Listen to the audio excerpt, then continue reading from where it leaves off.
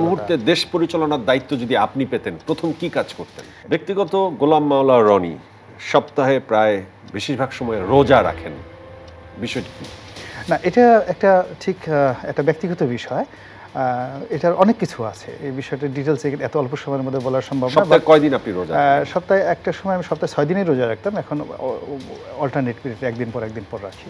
আপনার অভ্যেসের মধ্যে অনেক অভ্যেস আছে আমরা জানি। আপনার লেখাপড়া করার সময় দিনে কত ঘন্টা? আমি যখনই সময় পাই তখনই পড়াশোনা করি। এটার কোনো নির্দিষ্ট সময় নাই। আমি যেখানে যে অবস্থায় একটু সময় পাই সঙ্গে সঙ্গে আমি লেখাপড়া বর্তমানে যে সন্ত্রাস বিরোধী দুর্নীতি বিরোধী অভিযান চলছে এর পক্ষে আপনি স্বাগত জানাই। এলএমই সার্টিফাইড বিশ্বসেরা কপারে তৈরি ওয়ালটন কেবলস, যা আপনার স্থাপনাকে রাখবে সব সময় নিরাপদ। আমি এর পক্ষে। আপনার দলের সবাই? আমার দলের অন্য সবাই কথা তো আমি বলতে পারবো না, কারণ আমি দলের অত বড় পর্যায়ে কেউ নয়। তো আমি একজন সাধারণ নাগরিক হিসেবে এটিকে স্বাগত জানাচ্ছি এবং এটি চলমান থাকা উচিত। এই মুহূর্তে দেশ পরিচালনার দায়িত্ব যদি আপনি পেতেন প্রথম কি কাজ করতেন?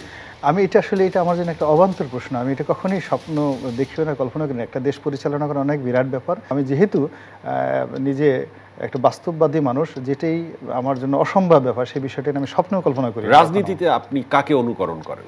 রাজনীতিতে আমি বাংলাদেশের হোসেন শহীদ সোহরাওয়ার্দী সাহেবকে অনুকরণ করি।